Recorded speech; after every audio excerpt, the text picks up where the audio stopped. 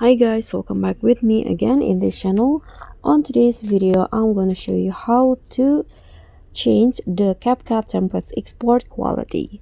So here I've already on the templates tab on CapCut. Then let's say I'm going to use this template here.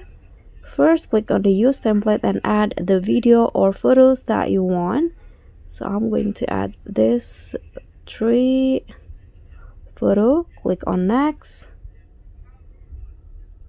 Okay, so this is the preview of the templates, and to change the quality, first click on export button at the top.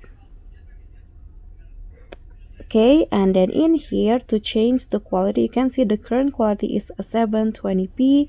So just click on this and you'll be provided with lots of options from 480p until 2K or 4K.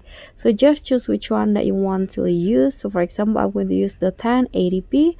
Click on done, and after that just click on export. Okay, so that's all from me. Thank you so much for watching. Don't forget to like, comment, and subscribe. Also click on the thanks. Bye.